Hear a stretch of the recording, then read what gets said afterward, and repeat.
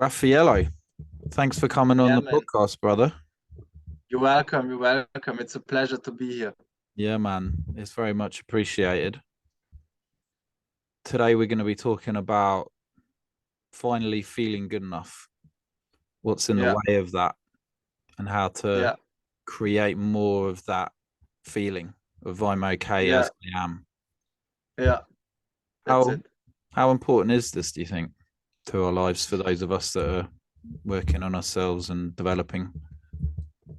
I think that this is really the crucial point, and I think that this is what I also want to convey in this podcast, is really that the feeling of being good enough has nothing to do with your outside circumstances or what you have achieved to this moment, who you are, how you look like, what problems you're having in your life right now.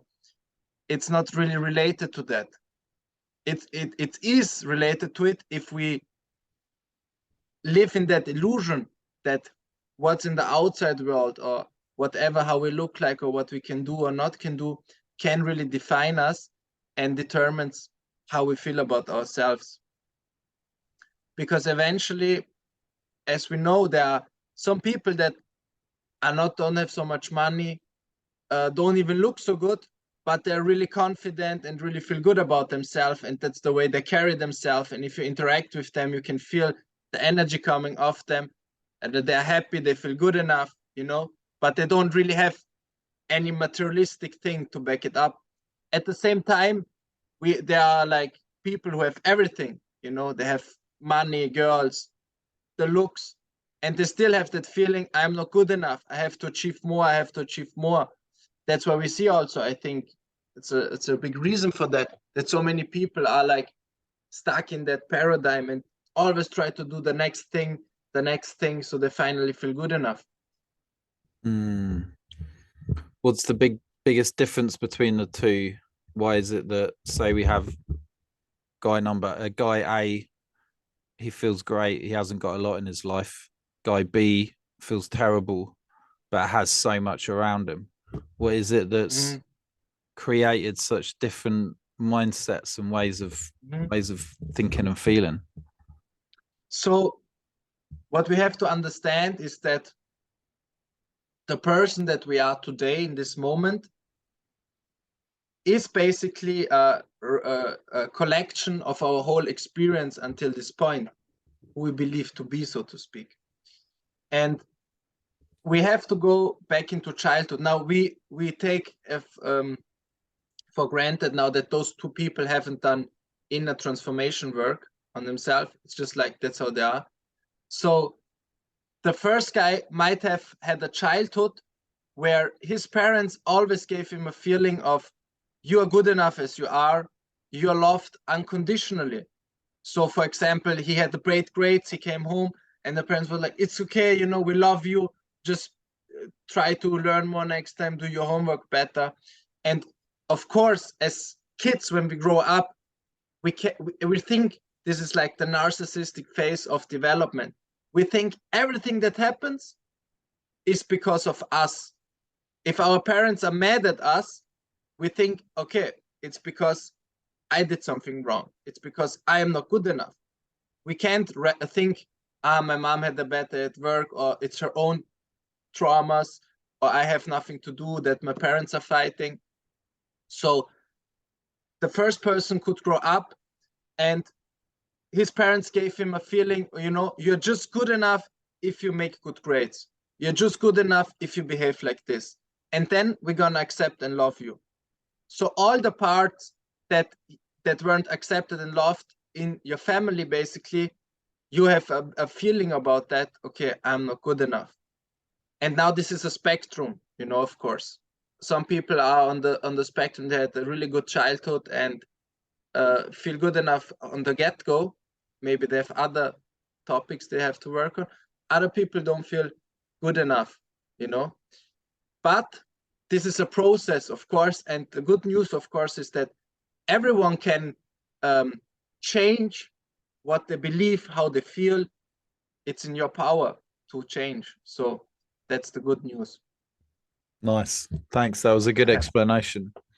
What Yeah. came up for me was, even if the parent hasn't said the words, you know, you're not good Mhm. enough because of this or because of that.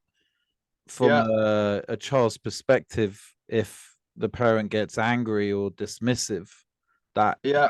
is read as, oh, I've done something wrong here. I need to be a certain way in order to get to be noticed and to be seen and to be loved, which is creating the unconditionality of how do I Of get there, course. right? Of course. It's much more about the actions and the energy, so to speak, and the behaviors that you got from your parents. And a kid needs attention and affection, not verbally most of the time, but really as presence and attention and caring.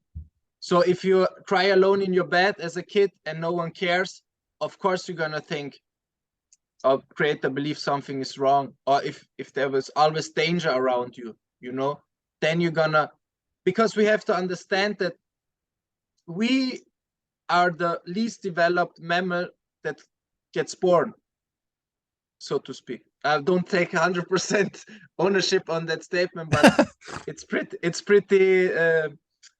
neat, The least developed, do you say? the least developed in the sense that we come to the earth, we can't even walk.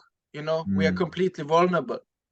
Other mammals, I don't know, a horse can already walk. This is because our heads, our brain is the organ that grows so much, and our head grows so much because of course we are conceived. But anyways, what I want to get to the point is that our brain grows so much, and we adapt our environment. Our brain is like, okay, learns what happens in the environment and develops responses to that to survive, so to speak. And depending on which environment we grow up, we have a different view of the world, and our brain is wired completely different. You could have the person with the exact same DNA. You put one person in a war environment, another person in a safe environment. Of course, when they grow up, they have completely different views about how the world is, what safety is, what love is, how people are. And if we understand that we got shaped when we grew up, we can also work on that better. Cool. Do you think it's the case that almost all of our world leaders, CEOs, big business owners, all the people out there that are really just constantly fighting for more power, more wealth, they're all coming from this unmet wound of I'm not okay as I am? And when we look at someone like Donald Trump, for example, could the empire that he's building, could this be like an unconscious need for his dad to really notice him, which he never got? Yeah, I think that Donald Trump is more on the narcissistic side. So, if we don't get the love as kids, there's two ways mostly. The first is we get like codependent traits, which means I please, I change. This is like the typical person that is too nice, whereas like I'm so nice, so everyone likes me and I get affection. And then there's the narcissistic person who almost shortcuts and says, okay, I don't get love, I give all the love to myself, so to speak. I am the best. I am the, it's like no one can touch me. And you have this heightened sense of ego thing, which is also of course then causes you a lot of problems emotionally. I think that, it's pretty clear to see if a person doesn't act out of love, of kindness, of compassion, then this person has to be in a state of pain. That's the two options. And we can see then if someone of course, I think there's CEOs and world leaders that have a degree of love and kindness in them. Not the majority, I would say, like from the feeling I have. But yeah, I think just most people are unaware and they live in this illusion that this is going to make them happy, this is going to fulfill them, and they keep chasing that. And I think most people feel really miserable and they want to have this power, or they want to feel more important, more safe, you know. I think this is the motivation drives. But yeah, if you act out of love and compassion, you won't over conquer, you won't overpower, you will always try to do the best for everyone, you know, from a kind, loving place. Which doesn't mean you can't take real action and become successful, by the way. But that, I think that, yeah, you're right on that, that a lot of world leaders act out of lack and trauma. So it's almost like they're doing it for themselves, no matter how big or how life-changing their business might be for those around them. The driving factor is for them. Yeah, Whereas and we someone can, who's yeah, go on. yeah, and we can talk about like this driving force of motivation, you know. Um, I think it's not always black and white also. It's always a bit of everything mixed, more of this, you know. But we could say there are two driving forces, two main driving forces when you do something, you know, when you take action. I mean, like not eating or this and that. This is, of course, just survival needs. So I would say the first driving force is out of lack, out of trauma, out of hurt, which has the thought process, so to speak, when I achieve this, then I will be happy. Or it has this, when I will achieve this, then I will be accepted, I will be more safe. It's almost like a need to do something, you know? And this is the first driving force, which will, of course, make you stressed, which can then be really unhealthy for you and other people, because then you're not in your center anymore. You don't act out of morality. It's just like, I need it, I need it. It's like more kind of a lack, a hurt motivation, you know. It's like you chase like carrot stick, you know, kind of approach. The second motivation is love and inspiration, you know, like the painter that painted those paintings behind me. I'm not 100% sure, but they look really good. So I think that he painted a lot out of inspiration and love. And when you feel happy and fulfilled, maybe many people think, then I'm not motivated anymore and just become like a Buddhist monk and just meditate and chill. Can also be, if that's, you know, your thing. But most likely you then are like, okay, now I'm happy, now I'm cool. And now like, what should I do now? You know, it's so nice here, but what should I do? Like, I can make it better, you know. Now you act out of love, inspiration, you know. You make a podcast, or you make a painting, you make a company that helps other people. But now it's like, I'm already here, I'm already where I have to be, I'm already happy, and I'm just acting out of this place.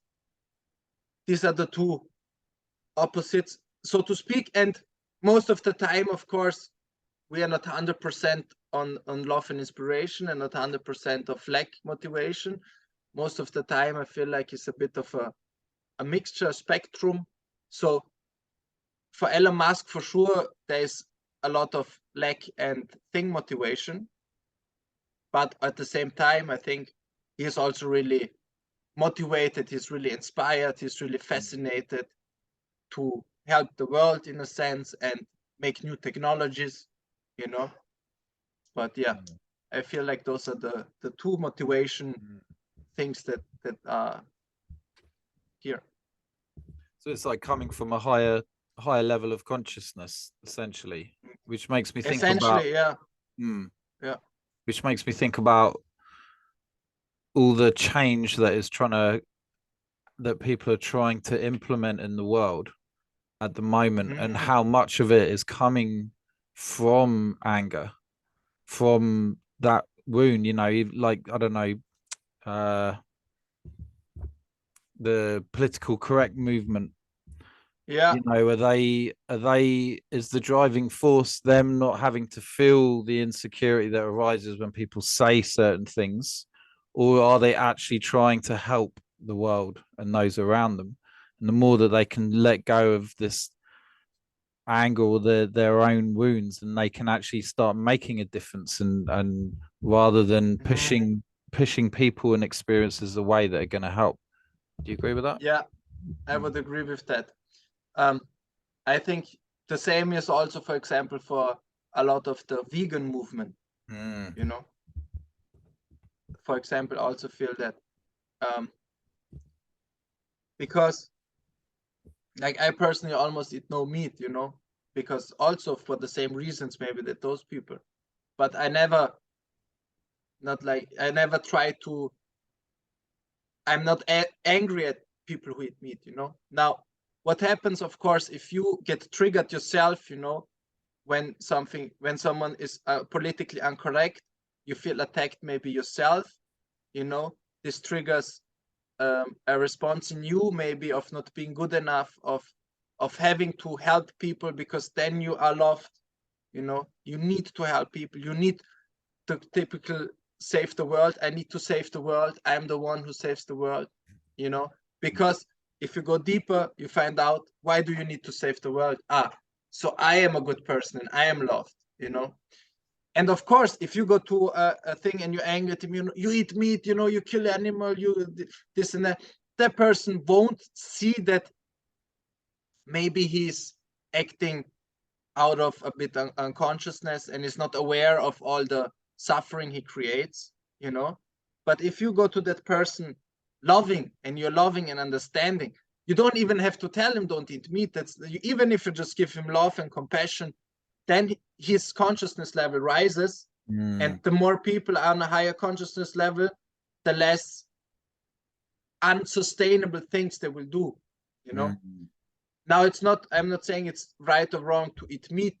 I think like that's for everyone his decision, and maybe for some people it's the right one, everything like that. But of course, we can all agree we are treating animal in a really unconscious way. We are not having a sustainable way of eating uh, meat. We can all agree on that. And if our consciousness level rises, then we become conscious of our shadow around this topic as a society, and then automatically, as soon we are aware of it, we will change. But you're right, a lot of that, and your feeling and intuition was right here, that it's coming from an unclean place, so to speak. Which is probably quite useful to bring people out of apathy and fear, right? When there's that resistance to actually making a stand, often that anger and pride is needed to raise the level up to actually start Mm-hmm. taking action. But usually it will stop there. Whereas if they could continue that upward progression, then there would become more acceptance and understanding for the people that don't agree with their way of thinking, and then Yeah, ways to come to a conclusion. It makes me think of Black Lives Matter yeah. and whatever. Well, it's hard to say what. Okay, let's start again. The people who are considered racist, Mm-hmm. I believe, often acting on an impulse to want to cause offense to people around them, maybe as a way of being seen. I don't know, but Mm-hmm. the when we act angry towards someone for having certain views, we almost fuel their desire to continue saying these things because they're wanting some kind of reaction. But Yeah, if yeah, they were under I agree. some level of understanding could be kind of projected onto them, or whatever, that would Mm-hmm. Yeah, hopefully help the situation. But it's very difficult for people yeah, to come, it's difficult. mm, Yeah. especially on a And subject like that. you really have to see now what triggers you about racist people. If you are angry at them, if you are, and then Mm. go deeper inside yourself. Always look at yourself. Why am I triggered with this person? Okay. Theoretically, you should love everyone and be compassionate. That's like the goal. Mm. It doesn't mean we have to accept what they do. This is really crucial. Yeah. This is really crucial for people to understand. Now, I see a racist person, Now, if I get angry, as you say, it doesn't help the situation at all, because it's gonna just create more drama, more energy, more bad things, But now, if I can be integrated my own shadow in this regard, I can be compassionate towards a racist person, and I can see that they are actually the ones suffering from being a racist, because if you hate someone, the hate is inside you from the get-go, and you can see they are not at a high enough stage of ego development that they can think egalitarian, that they can think everyone has the same rights, everyone is the same human being. They're not there yet. Like, it's not their fault that they are not developed enough consciously, so to speak. And you have compassion for a person like that. Now he feels accepted, compassionate from you. And if you are a black person, for example, and he can feel that you love and accept him, that's even more powerful, because then it's going to shine the light on him. And then he's going to think, okay, maybe I'm the dick here, because this guy is actually really nice to me, even though he knows I'm a racist and hate him, So it's not always easy, of course, and we don't have to judge ourselves if not able to do it, but this is the process. And I believe that when we can do that, this is extremely powerful. Yeah. And imagine, being a racist, and you talk to a black person and you just feel love and acceptance, like deep love and acceptance, and non-reactivity and understanding, and then a conversation can happen, and the other person can be open to receive, because he feels now, I am accepted, I am loved from this person, and he's open for feedback, he's open to talk to you. So you're right on that. Yeah, and you think what that could do to the prison system, like this level of understand, rather than needing to punish them, to try and get a deeper understanding as to why they do the things they do, and give them the things that they need to not do it again. Yeah. I mean, we are at a place right now where I believe there are different stages of consciousness, of course, and I can see human beings, we are developing, there's no slavery anymore, for example. It's going in the right direction, but of course there's still a lot of not so developed people, and it's just gonna happen that those two, they are here on this stage of development, they're on this stage and they're just gonna have like arguments and fight with each other. And the higher we can get to a point basically where we can see they are both fighting, and we can see the big picture, and we're like, okay, yeah, it's how it is, we're gonna help as much as we can, and that's all we can do. So yeah. Yeah, it's interesting, isn't it? So I was thinking, times.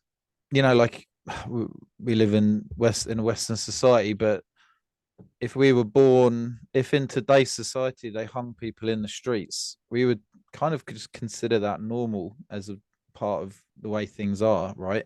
So whatever you're kind of born into, but that 100 years ago was the norm, and now the idea of that's barbaric. But back then it was just the way things are going. They're just the way things are. So it makes total sense that if we continue in that direction, that in 100 years from now there would be more understanding and compassion towards each other, and as a way to make changes. Yeah, and that's the biggest changes. Really, the reason why we have now democracy or free speech is because the consciousness of a lot of people rise, and imagine, like, now, I don't know where are you originally from. UK. UK. Yeah, imagine now in the UK, imagine now the UK goes to war, I don't know, with Russia, and they say, okay, everyone, all the young males, we go to war now. The response from the population would be completely different than, let's say, in Second World War, So, or like even when Second World War, they kind of defended themselves, so we have to give them to that. But let's say that it was when they conquered other places, when the imperial age, it was just normal to go to war and to suppress other countries and to kill other peoples, others' ethnicity. And it was just for the honor of the country. And that's how the people thought about it. Now, these days, it would be a lot harder to motivate the population to attack someone or go to war, And you can see just about that, like how the consciousness of the population has rise, Yeah. And if we get to a place where the population on all countries is at a high consciousness, then there will be no wars anymore, I believe. Yeah, there's a lot in place trying to prevent that, it would seem, right? Yeah. But let's see how it develops, It will be Yeah. interesting. Yeah, man. Oh, that's cool. So for people who are listening now, coming back to this sort of feeling of not good enough, Yeah. this core wound, how if someone were to come to you for help, what is it how are you helping people, and what are some ways that maybe you could advise people to deal with this wound as currently? Yeah. So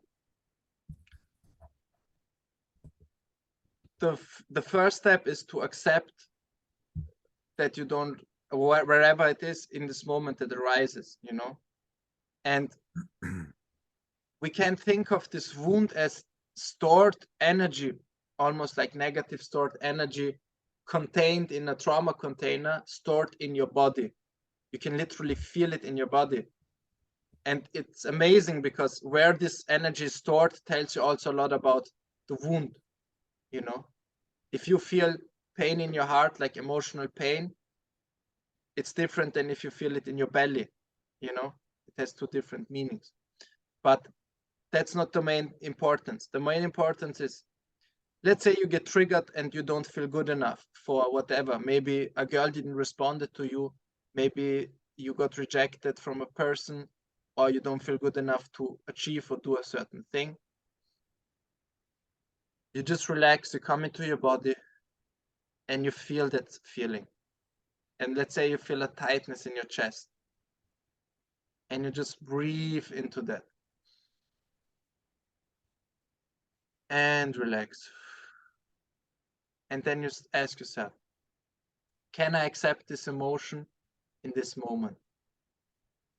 This feeling of not being good enough, or whatever feeling that arises. And if you can't accept it in this moment, just ask yourself, can I accept that I can't accept it in this moment?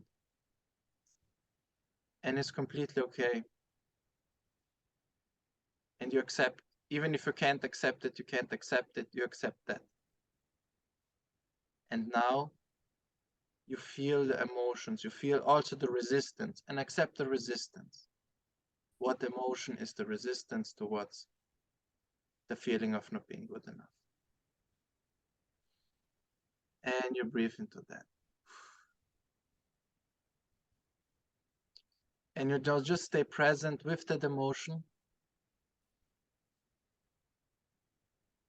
and try to be in a state of love and acceptance for yourself. It's okay to not feel good enough. I can be loving and compassionate towards myself. And I can be there for myself in this moment. You understand that this is just a wrong memory of time, so to speak. And you can remove the guilt, the shame. It's just how it is right now. and fully accept.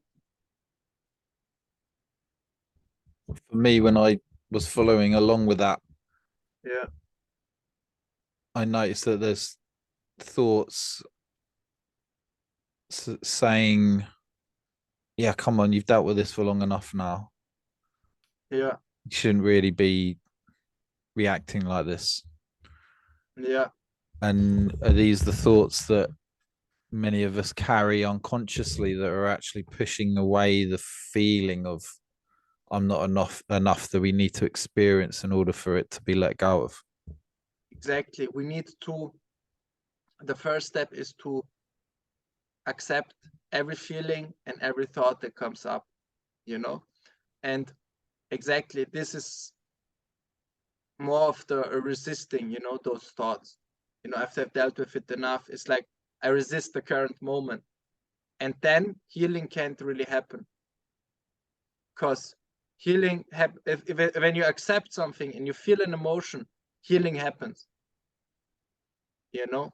Because I can't really explain it, but it's almost the force that makes a tree grow, the force that makes your wound heal. Now, if we resist that healing, you know, and we say, this wound shouldn't be here, you know, fuck this wound, you know, shouldn't be this cut in my finger. We almost keep it, you know, we just don't let it heal. And we accept those emotions, and our body knows how to process emotions.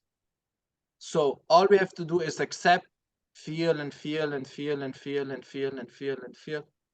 And at the end, clarity comes, compassion comes, love comes, because that's the ground on which everything arises. So we always come back to ground zero. And after we felt through it, we come back to ground zero, and all our problems about this topic will be solved. And then you get all the insights, the new downloads. They just come to you. You just realize, yeah, you know, it was just a feeling. Yeah, it was, you almost laugh about it. And this is the first step, is to allow those feelings of not being good enough, to feel them, and when you get triggered, to release the emotions. Because then they can get out of those stored trauma pockets, they get removed, let go, let go, let go, let go, and you won't get triggered anymore. And the healing, the wound heals, you know. Awareness, consciousness, it just heals. It's the healing force, you know, that fascinates me also. Yeah. It's almost like a flower that, if left unattended, will naturally grow into what it needs to, what Exactly. it was, Yeah, it's in, you know, the natural exactly. progression of it It's the is, natural and that's that progression. force. Yeah, If yeah, we it's put the the natural barriers force. on its growth and it needs to be like this or it needs to be like that, it's going to start growing in unnatural ways and not be its true authentic flower self. Yeah, exactly, exactly. And we don't have to worry about that healing happens. We just have to stay with whatever comes up. And the resistance, like, we actually don't let go of an emotion even, we just let go of the resistance to feel it. And as soon as we feel it, it heals. Healing happens as soon as you become aware and accept what arises. And if you can't accept what arises, accept that, you know, don't be like, fuck, I can't accept them. No, accept that. I just accept the next step that you can accept always. And as soon as you accept that you can't accept it, you accept that, then you can accept the actual feeling. Got it. That's great advice. I love that. Yeah.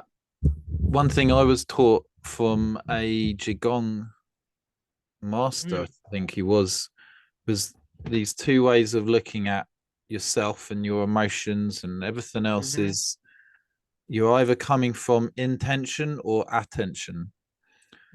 And attention essentially is loving because it's accepting. If Yeah. you were to look at a behavior trait that you have that may be considered unhealthy, if you look at that with your attention, there's no desire for it to change. You're just giving it your attention. But intention, there's two words in intention, as intention. So they're very the so you're intending yourself to be different, and that's causing the tension in tension. So that was quite a cool way of Yeah, reminding that's a good myself when I'm causing tension through my intention, or if I can just give it attention. that's a good point. Yeah, it's a really good point. Mm. I'm just also wondering, right, if we do this work and we try to change who we are,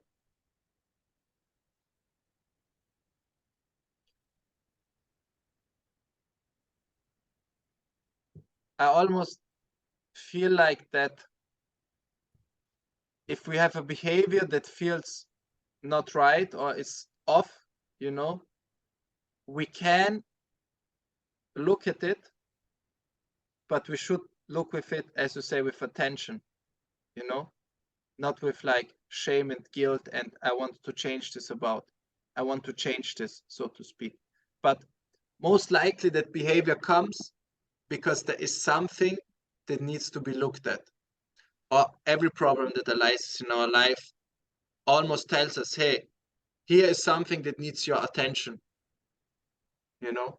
If we can stay in a loving, present way and give that topic attention, then the transformation can occur Mm. and the lessons can be learned. Yeah, nice man. Yeah, I'm noticing it in my own life. Like I'm in Thailand at the moment, and I've wanted to come out here for quite some time, and Mm-hmm. it required a lot of work on my behalf to save up the money and do the things I needed to do in order Yeah. to get out here. And throughout the probably the last 2 months, or the last 2 months of last year, um, I was working hard, and so I thought, well, when I get to Thailand, it will all be okay. You know, I'll get to enjoy the kind of lifestyle that I really desire to have. And Yeah. certainly throughout December and January of this year, if you were to have looked at my life and anyone, friends I might speak to back home, how are things going? Yeah, it's great. I'm doing, I'm not working. Um, I get to eat out twice a day, have beautiful food. I can just go on my scooter and go explore the local Mm. mountains and rivers. I mean, it's really a wealth of things to do here. Um, but I'm not any happier inside, Mm. Yeah. despite that huge difference of what's around me. I mean, everyone Yeah. back home would look at my life and be like, wow, I wish I was doing that as I would have done.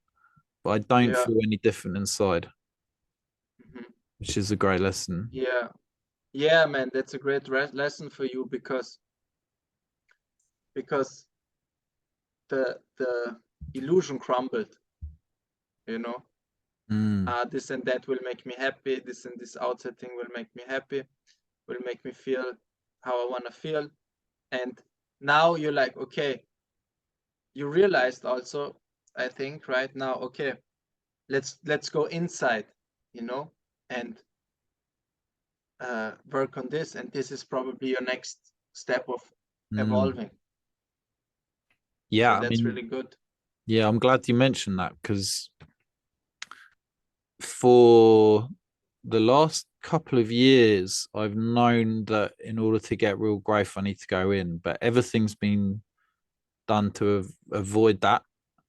It's Mm-hmm. all been growth outside of me, look for changes in how people react to me, how much money's coming in, whether I've got a girlfriend or not. Yeah. Um, so I came out to Thailand in order to slow life down so I can face whatever it is inside of me that I'm running from by being distracted by the outside world. Yeah. Now, I've got Yeah. an idea of what's there. It's just because I've had experiences of it, but it's just there's still obviously an unwillingness to feel and experience it. So Mm-hmm. I would say that my time out here often has been worse than back home because I've been because I'm not working so much. I've got so much more free time in which I can be with myself and so I need to distract myself from it. So I'm on my I'm on YouTube more. I'm on Facebook more, checking for notifications and scrolling through other people's posts. I'm drinking more, smoking a bit of Yeah. weed more, drinking more coffees. There's all of these distractions that have been coming up, and they've been making me feel worse about myself, which is Yeah. which is interesting. So last week I made a stand and I stopped everything. And it was the first time I've done this, I think, in my life where I quit everything in one go. Mm-hmm. So I stopped smoking cigarettes, I stopped smoking weed, I stopped drinking beer, I stopped all sugary food and drinks, Mm-hmm. which was a huge step, and no social media scrolling other than work related. Mm-hmm. And I felt great for 5 or 6 days. The weekend was a bit of a Yeah. challenge, but I felt really good. And I was thinking, wait a minute, is it that there's nothing inside of me that I'm running from really? Come Mm-hmm. Sunday, the urge to go for a beer just got too much. And I went for one. And I've kind of been on a downward spiral ever since. Yeah. This was 4 days Yeah. later. And I'm noticing the urge to scroll is so much more powerful than it was the urge to eat ice Yeah. cream at night. Is this what we're all running from by distracting ourselves with all these things around us? I mean, how many people Yeah. Yeah. really sit with themselves for half an hour That's right. comfortably? That's right.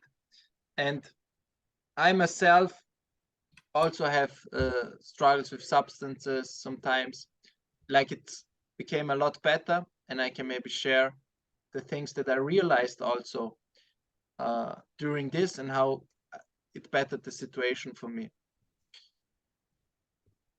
So I think just a simple tip that I found myself to be really effectful is just to restrict kind of this is just really simple, you just look that you restrict a bit of temptations, like I have a YouTube blocker, so when I go on YouTube, I just can search a certain video. I have time thing on my phone, so I can just be 15 minutes a day on Instagram, and just by doing that, it already relieves me. And I know, okay, if I meet this friend, you know, and I don't want to smoke weed this week, but I go meet this friend now, it's just gonna be because he always smokes, so don't meet him now. When I want to smoke or feel like, okay, now it's a good time, I can maybe meet this friend. And I feel like, yeah, a lot of the motivation is always to distract ourselves. We basically want to change state. That's the main goal. Mm. Whatever behavior we do, we want to change state. The only problem is that most of the time, this is kind of an illusion. It doesn't really work, right? We go on YouTube, but now we feel even more stressed than before. So what really helps is to find a practice or some other behavior that you can replace this with, that is beneficial for you and gives you a real positive effect that also calms you down. Let's say you have the urge to go and watch a YouTube video or scroll on YouTube. Now you also have the timer, so that's gonna help. Or you have the urge to go drink a beer.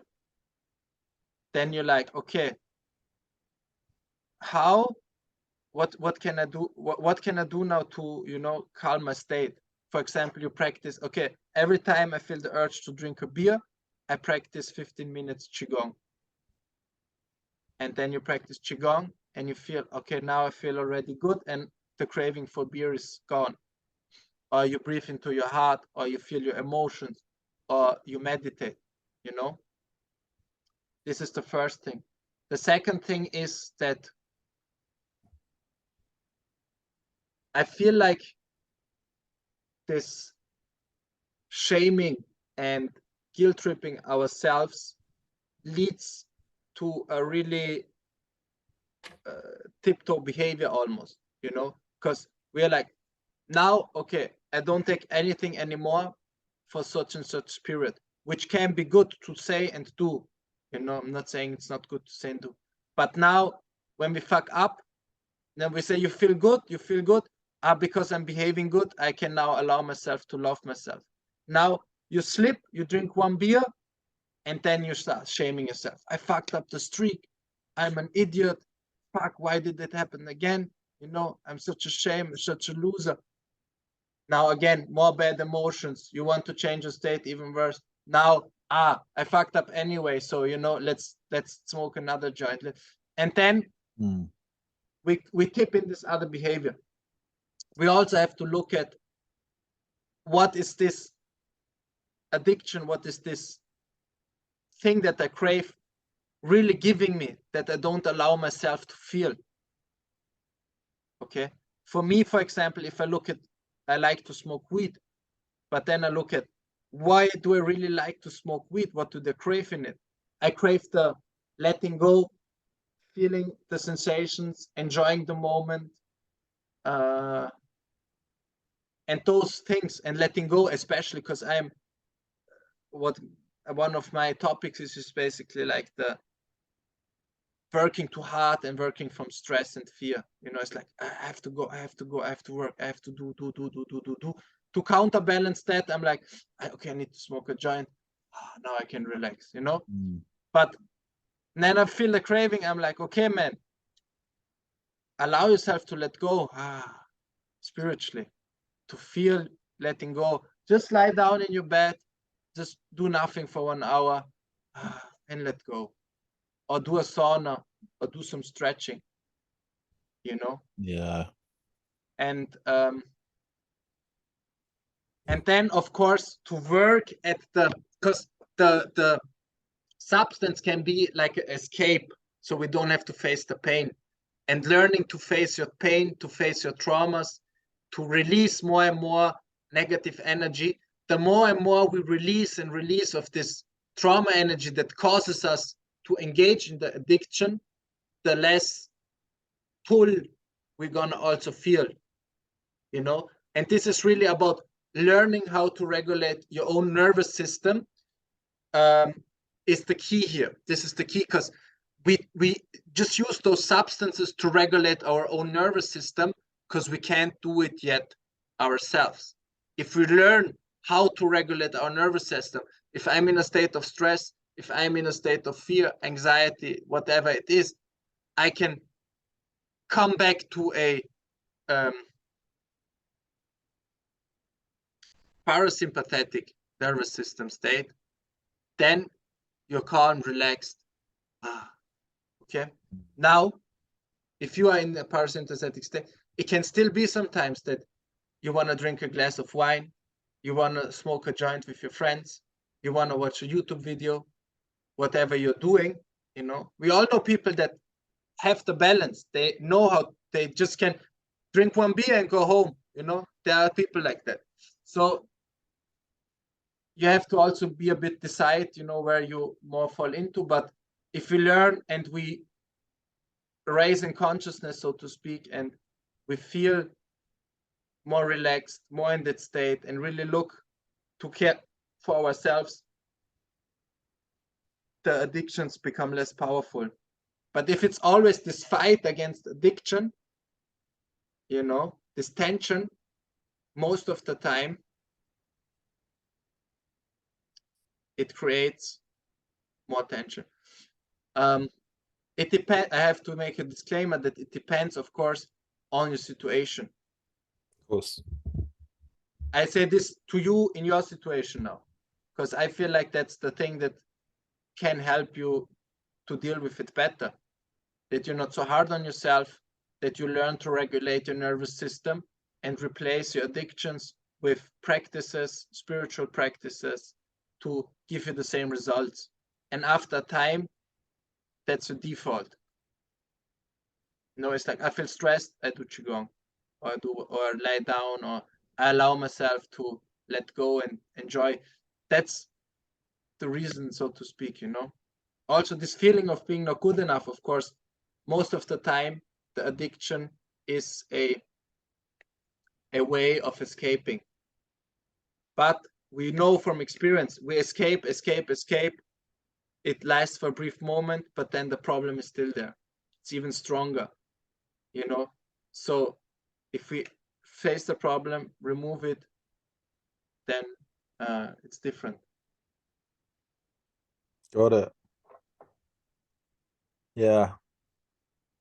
So the importance of being able to regulate our own nervous system is totally undervalued, right?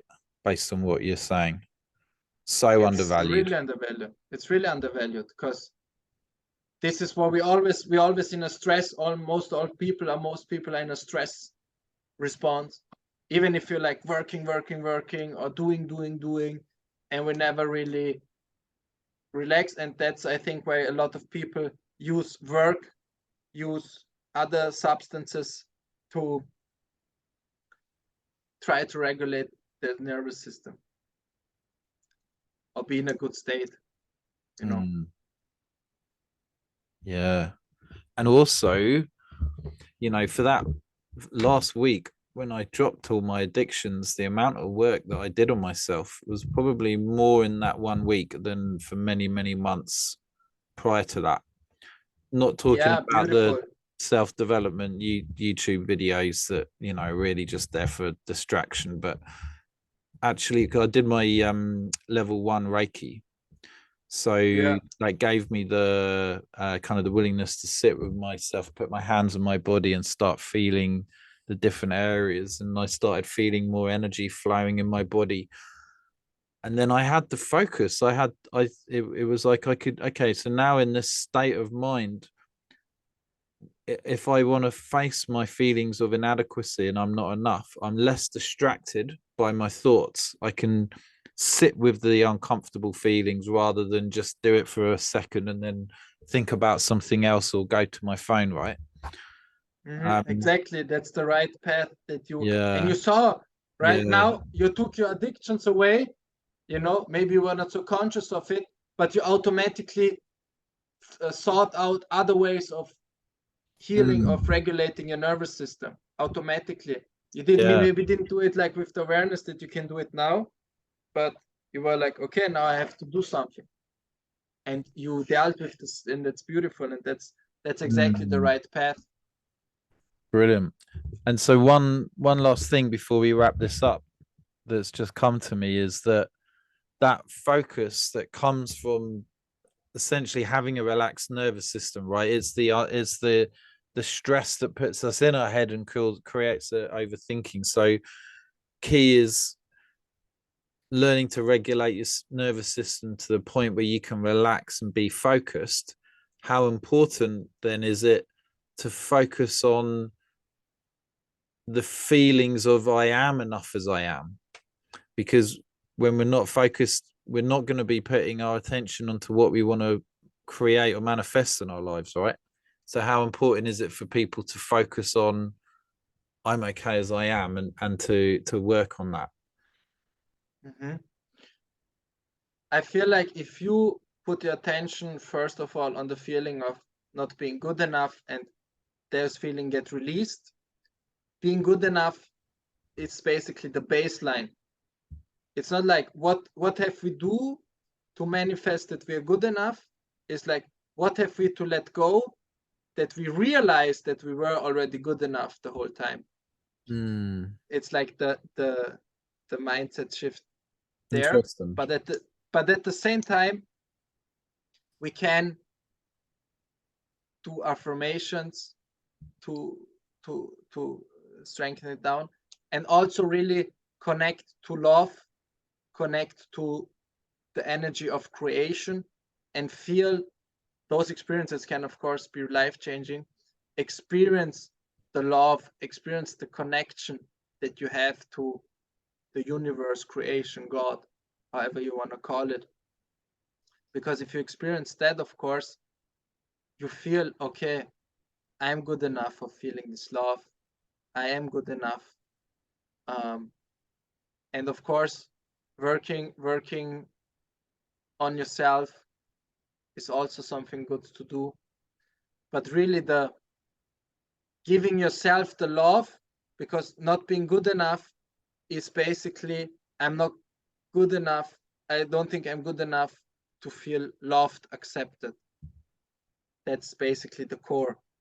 If we can start to love and accept ourselves for all the negative things that we are going for us right now, if we are too fat at the moment, if we make an addictive behavior, if we fucked up this or that, and we can love and accept, then healing starts to happen, and this feeling of being good enough slowly changes. And then the positive changes. If you really love yourself 100%, you're gonna do positive things either way for yourself. You will still lose weight or whatever and keep going there, but just follow that pull of healing. If that's something that is pulling you toward, follow that pull of healing and get closer to that. And also what I want to give now, it's okay to not feel good enough at the moment. If you're feeling, first, as I said, acceptance is key, but you can start to enjoy your life today in this present moment and see all the beauty that's around you already. And that's just a process, that's just an experience that you go through, and it will be good then eventually, you know. So why not enjoy the journey now? Why think I have to feel good enough now, this is the new goal? No, you're already good enough in this moment, exactly as you are. That's the period, you know. And that sink in. That's I am already good enough as I am. And now everything that comes up that tells me different is just a feeling, an emotion that needs to be loved, that needs to be accepted. Yeah, man. It's kind of crazy when you think about it, how anyone could feel that they're not enough. And I have that feeling come up in me a lot. Yeah, The more you learn about who we are and what we're made out of, and all the billions of cells working in unison together, we've got with these sort of divine beings in these incredibly complex spacesuits with the most advanced computer system in our it's skull. crazy. It's crazy. And to think that we're not, we're not lovable, we're not likable or anything, and it's kind of crazy. Yeah. Yeah, it's just conditioning that we Yeah. got basically. And lovable, acceptable for who? Right? For yourself. We If we can give us the love and acceptance ourselves that we crave, we're good. And fun enough, it's the only love and acceptance we truly crave. That's it. The other love and acceptance we get from other people just allows ourselves to accept ourselves in that moment. Now I can love myself. Now I can accept myself. It's not that other people give us love, so to speak. We allow ourselves to feel love. In a sense, they also give us love, but you know what I mean. Yeah, man. That feels like a good place to end it. It's Yeah, been it's beautiful. really, really, really amazing chat, and so much great information, and just yeah, it's been brilliant. I hope a lot of people find this podcast and learn from it. And Yeah. for those that would like to learn more from you and maybe work with you, how can they Mhm. find you? Yeah, I have a free Facebook group. It's called Beyond the Individual. And there's a lot of exclusive advice and in-depth exercises and things that are gonna help you. Of course, then you can also chat with me and I answer questions. I really try to make a Facebook group where it's a safe place where we can share each other's spiritual journey and at the same time learn from each other and create really a loving, helping space for people. And I believe just the people that feel aligned with me or that want to work with me, I facilitate healing processes, so to speak.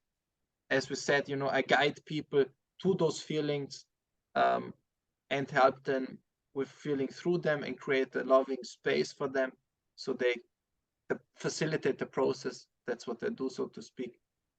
They will then just come to me. But the main thing is the Facebook group is for free and is there to help everyone who feels like it. Nice one, man. And you've got a YouTube channel as well, haven't you? Because that's I how also got found a you.